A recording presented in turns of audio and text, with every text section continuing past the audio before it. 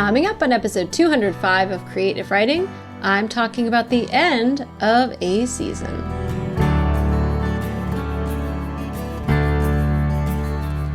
I can't go back to sleep, it's almost light. These restless thoughts have kept me up again tonight. Hello and welcome to Creative Writing. This is the podcast for you, an author who wants to sell more books without being smarmy. And I'm your host, Kirsten Oliphant. I am so glad you are here, whether it's your first or 205th time listening to the show. 205 episodes. That's crazy. You actually can't hear them all if you're listening via some of the podcast apps because they don't go back that far. If you want to listen to all of the episodes and go back to the beginning and hear how bad the sound was and how different the show was, you can actually go to creativewriting.com, and right up at the top there's like a podcast tab, and that will take you to a page that has a little player, and you can scroll on back and listen all the way back to one in case you want to do that. I don't. I don't want to go back and listen to those first episodes, but that's okay. They're there. There's a lot of great old interviews up there. And I'm feeling nostalgic. Can you hear it? Because today we're talking about the end of a season, and I've never done podcast seasons. I've had times I come and go because summer really is rough with 5 kids home, trying to find quiet time. And just, other times where I've had to put some focus on other things ahead of the podcast. But this is actually going to be the end of the podcast for a while. And I don't know what that means exactly. So I'm going to talk about seasons and about seasonal writing, seasonal creativity, and just kind of seasons in life, and explain a little bit about why I'm going to be stepping back. I don't ever like to say permanently because I don't know that it's I change my mind a lot, but I'm kind of willing to be open to new things a lot. And right now, this is definitely the step I need to take, which is an indefinite break. And maybe that means we'll come back, and maybe it doesn't. And so I'm not making any promises or commitments, but I am going to start sharing with you exactly why now. I'm not also having show notes for this, but if you want any of the resources, you can also head over to creativewriting.com because I'm sure I'm going to be mentioning some of the things over there. So as I was thinking about this, and I have been thinking about this for quite a while, and it wasn't something I really wanted to do or felt like I needed to until this week where I guess the last 2 weeks, it finally started to just really hit me that this is what I needed to do. But I was thinking about the various seasons of my creative life and my author life. And, I went to, just peel it back really fast. And if you've been listening to the show or you know me, you know that some of this, you'll know some of it, but some of you may be new. Maybe it's your first time listening, and what an episode to listen to. I hope there's still some takeaways for you. But I went to grad school. I got my MFA in fiction in started 2005. So from 2005 to 2007, my husband, Rob, and I were living in Greensboro, North Carolina. I was, being mentored by amazing published authors like Michael Parker and Craig Nova. And, was meeting with this small group. There were 7 of us in the fiction program. And so we met every week and critiqued each other's work. We went to the pub afterwards and drank and enjoyed and had a good time. And it was just a really different kind of literary experience. I was working on literary novels. I came out of that, got an agent for the book I wrote in the second year. Agent took that to New York, and the book didn't get published, which is kind of like DOA. It's just not happening. We also started having kids at that point. So it's, 2008, I had my first child as we're going through this whole book thing. My agent, the publishers wanted my next book, which I'd already started, but I just couldn't do it. I couldn't write with little kids. And some of that was probably, I'm sure, the feeling of dejection and rejection when you have something like that happen, where there's all this hopeful, publishers got the book and were sent feedback right away, like, we love it. And then they didn't have any feedback, like why they didn't take it. So it was just one of those like, okay, so they like me, but not enough to buy me. Great. That doesn't really leave you anywhere. And it's just, even if they'd said they hated it, or if they said they wanted it and then it fell through, either way, that just is a lot to take. But then also starting to have children, which was very, very difficult for me. And I never wanted to be the mom who was like, shut up, kids, mom's working. And so we had the flexibility for me not to do that. And so I really wasn't writing for a while. Instead, what I did, because I always have a creative drive, is I turned to blogging, which actually started during pregnancy and was kind of cataloging pregnancy. And I grew up and cut my teeth on reading celebrity gossip blogs, like back in grad school when I was at a job where they had like no work for me to do. So I basically was online all the time on MySpace and Facebook and celebrity blogs. And celebrity blogs published like 10 times a day or more because celebrities were always like having lunch somewhere and or stopping at red lights. And so they would update with pictures. And so I kept a very active blog that went on for years, and then became a mom blog officially, where I was doing sponsored products and sponsored posts and making money. Had ads on the blog. I spoke at blog conferences about things like email lists and social media for a long, long time. And right before, so that was kind of where my creative outlet was. And I kept trying to go back to writing and it didn't work.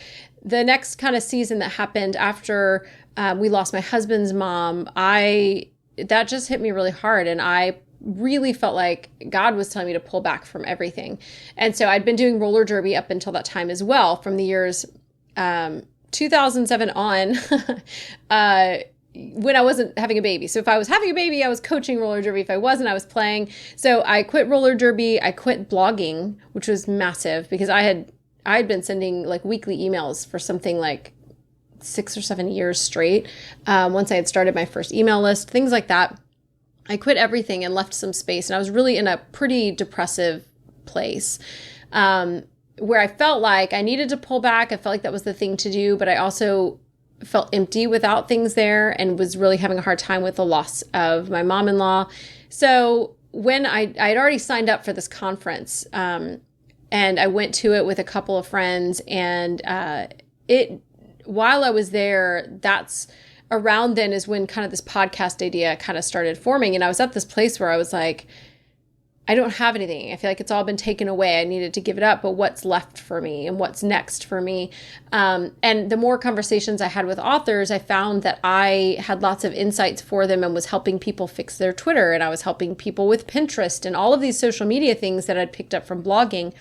And then I, around then, started listening to podcasts. I got a new phone that had the podcast up. And so I started listening to podcasts, and 2 weeks later, started creative writing. So we jumped right into that. It felt like the right thing to do, that I'd pulled back and not knowing why. And I think I needed some time to grieve and process, but also that made space for the podcast, which at first was very different. So if you go back and listen to the first couple of years, a lot of it was platform building. I did have conversations that were a lot more like creative conversations with different people in different industries, not just authors, but people who had big social media platforms, people who were singers and vocal artists, all kinds of things. So there's a really different feel for it back then, as I was kind of coming into what I wanted it to be and letting it shift. So the podcast itself has had seasons in that way, not official seasons, but seasons in terms of what I was focused on at the time. And then we moved into kind of the next season, which is where I am right now, which is where I started writing under the Emma St. Clair pen name and moving into building what I like to call the Emma Empire. And then, I feel like the most recent shift in that has been really leveling up to a level of success that was always kind of the goal. And that in and of itself has kind of shifted me into another season. And kind of what I found, and I posted a little bit about this in a success post in the Facebook group, is that I found that, and maybe it's been happening for a long time, but I've been noticing it more acutely since October, since the first book came out that did really well and just really kind of pushed me into just a different place with the books and where I am in terms of income, in terms of following, in terms of just my publishing career. It's been that big of a change, this new series that I'm writing under the Emma St. Clair name. But a lot of things, especially some of the interpersonal relationships that I've built through Facebook and through social media I feel like social media has become increasingly toxic to me.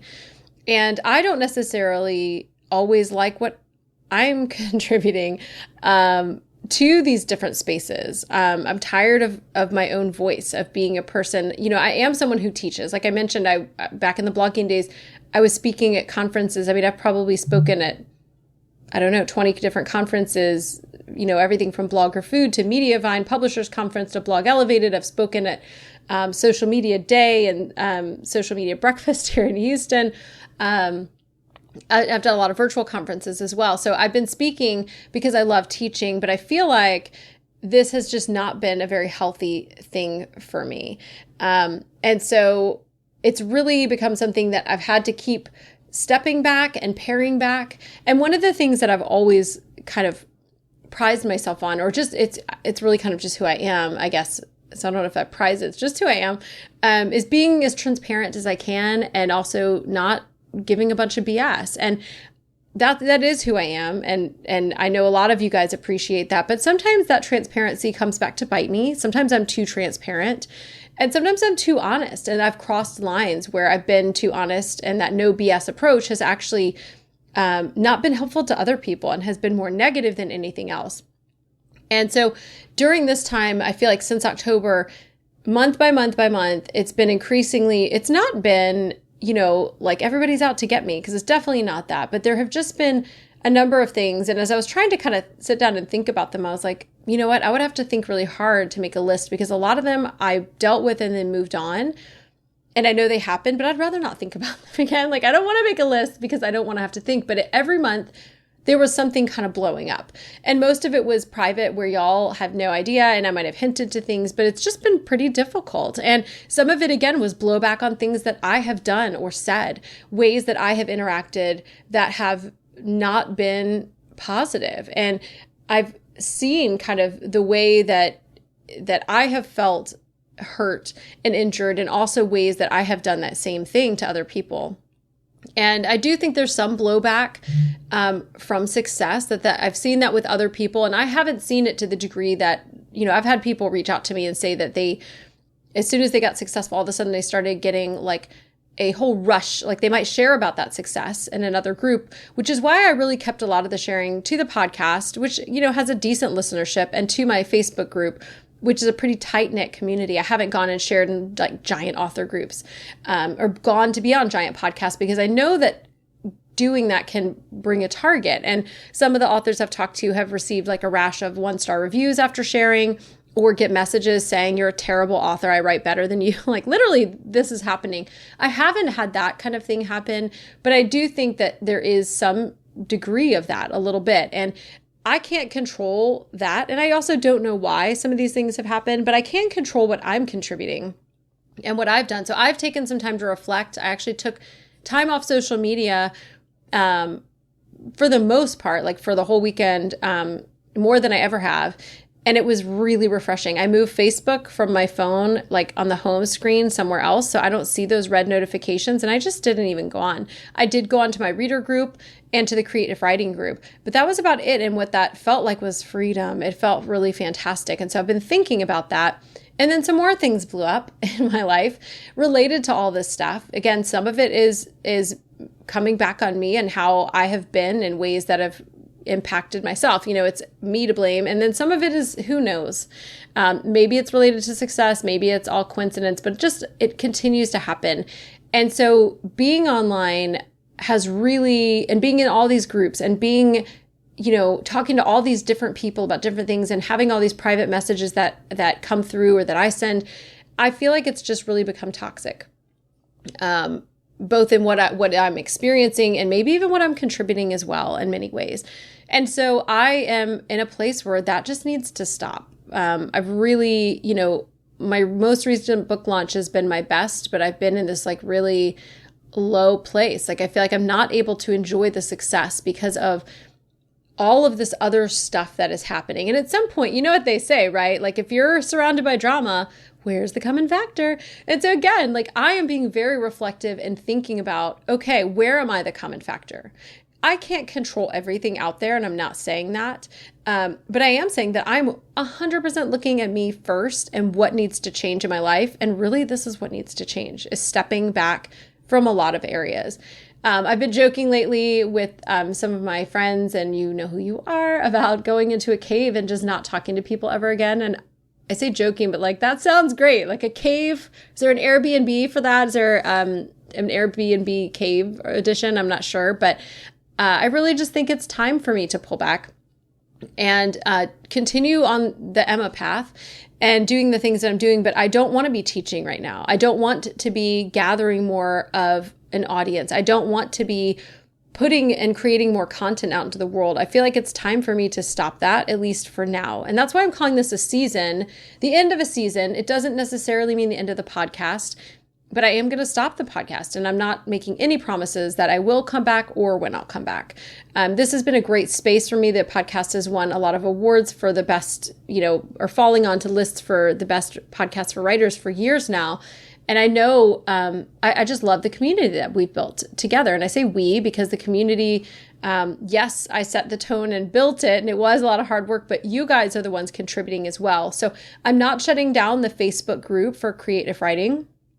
I don't know what it's going to look like for me to be in there, but I do know I went through and got out of like hundreds of Facebook groups that I'm in. And I'm going to keep Facebook off of my main page. I'm really not going to interact that much. I'm going to be involved in my reader groups for Emma and my other, any other reader the groups that I'm running. I'm going to be involved in creative writing to a degree as well, and to my student group for my ads course. But I'm not going to be coaching. I'm not going to be podcasting. Other than commitments I've already made, I'm not going to be teaching. I'm not going to be submitting proposals to teach anywhere, even though I love teaching. It's time for me to step back, at least for now, for my own personal mental health. And as I'm reflecting on what does it mean to contribute to this online community, what am I contributing, and how can I do it better, if at all? And so maybe I'll come back and maybe I'll be contributing later. I do know that teaching is always something I have been drawn to. Always. I mean, even in high school, I was trying to, I joined a youth group at a church, and as a ninth grader, I was like, when can I lead a Bible study? I've always wanted to do that. And so in some ways it feels like this should be a harder decision than it is, which tells me how right it is that I step back. So I'm not going to be taking new coaching clients. I'd already pulled back on that. I have a few clients I have already been meeting with and committed to meeting with.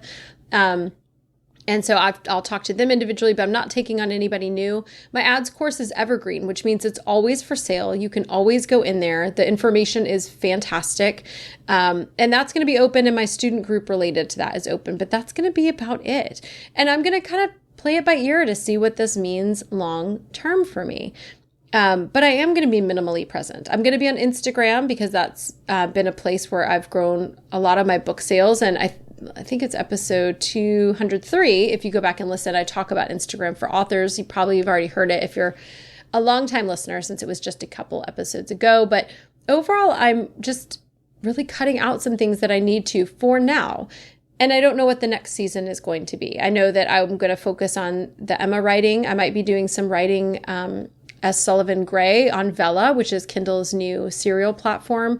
And I have some other ideas, but for now, I feel very peaceful and hopeful and excited about the idea of just shutting up for a while and not being a voice in the community, even though I've been a voice and been building a voice. And this seems very backwards in terms of thinking about the entrepreneurial world that I learned all about when I was blogging and moving into the podcast. But that's not all life is. And my main income has been fiction. And that was kind of always the goal to get there. And now I am there. And so I don't need to be trying to build a podcast and build a community, to push other products. I love my ads course, but I'm never going to do a giant push like some of the big names do with their ads courses. It just is what it is. It's not my main focus. It's great content, but I'm not going to be, I'm just not, that's just not where I'm going to be. And so I don't know what's coming next. I'm not going to make a commitment because then it looks like I'm coming back on my word, but I'm just stepping away. I'm just quieting down, and I'm just keeping my focus on my family and on the fiction writing. And then we'll see about this stuff. And so I feel very peaceful about it, but I also feel very sad because I do know I've had fantastic, and I've talked about, how difficult it's been and toxic, but I also have some really fantastic relationships, that have, just been built and have been surprising, real friendships, true friendships, and people that I've gotten to see grow from not having a book written to writing 3 or 4 books and going out there and really succeeding, or really, finding the success, whatever that success is, monetary or just being an author, finding readers, accomplishing so much. And it's been great to be a part of that journey in some small way, through the podcast and through the free things that I've offered and the paid things that I've offered and the coaching I've done. So I feel like I've had a lot of really amazing relationships and friendships, professional, personal, all of that. but it also feels very great to be stepping away. And so, yeah, that's kind of where we're leaving it, is that I'm not sure where the season is. And I definitely am a person who believes in seasons. And I think that for all of us, what's really healthy is to kind of evaluate this over time. Am I right now, is this healthy for me mentally, physically, emotionally, all of these things is, we talk about the ROI, where I do a lot, the return on your investment. And right now, the return on the investment of my time into a lot of the things I've been doing, the return I'm getting is my mental health sucks and it's not great. And so, this is just where I need to go and what I need to do. So I'm very thankful to all of you guys who have been supportive. I hope this isn't a goodbye, but a pause. But again, I'm giving myself the freedom to not make a commitment either way, because I am going to make the decision that most benefits myself and the goals that I have. And so I am going to continue to be somewhat present. I'm not disappearing into my cave forever.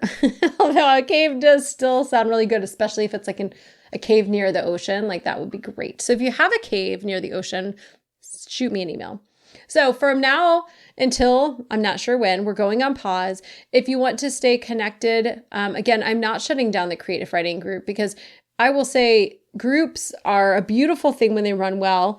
The creative writing community is fantastic, and it really did take a long time to get to that point. And I have seen what happens when you shut down a group or archive a group or pause from a group, or the leader disappears, and it's not good. So I'm not doing that, but I might be in there a little bit more minimally. That doesn't mean the rules are changing, so don't think you can go in there and start posting all your promo, because I'll delete. Because again, that's not what makes a great community. So if you want to join that community and stay in touch, you can go to creativewriting.com/community. If you want all the back podcast episodes, if you want to find out about my ads course, you can go to creativewriting.com and you can find all of the information that you need about the different things there. As for the quick fix, I'm not sure yet about that. I don't know if I'm still going to send a weekly Friday email with updates. I might take a break from that too. And I know that really damages your email. And so it might be a little bit of rebuilding, but I'm okay with that. Again, mental health, ROI, and I just need to step back and take a breather. And I'm kind of excited about shutting up and being minimally present. So a big thank you to all of you guys who have been so supportive and who have made this a harder decision than it could have been, because there are so many of you who are a delight. I've had really great relationships, and a lot of good has come from this podcast and from the relationships built through it. And so, the small stuff percentage-wise has been so minimal comparatively. And really, I've come through pretty unscathed, but it just continues. And I think that I can't stand up under it right now. I just can't take any more of the negative stuff, and taking myself out of a lot of these situations is going to massively help with that. And then maybe I'll still be getting blowback and people will be talking bad about me and I won't even know. And that's great. So that's where we're going. But I am thankful for you guys. I'm excited that I have 205 episodes of the podcast and so much great content on the website itself. So who knows what I'm going to be creating when, or if we'll be coming back here. But for now, this is me saying, hey, pause for a commercial break of an indefinite nature. And I hope that I'm back. Thank you to Jasmine Commerce of JasmineCommerceMusic.com for the music for this show that we have used for almost since the beginning, not quite. Josh Mills did the music at the beginning of the show when I first started. And so thank you, Josh, for contributing that as well. And all of you who have listened, all of you who have been supportive, all of you who have been cheering me on and who have been a part of the community, I'm super thankful for you guys. And you've really made this a joy. So not a goodbye, just a pause. But for now, it's time for you to go out and create content that you love and serve your people well.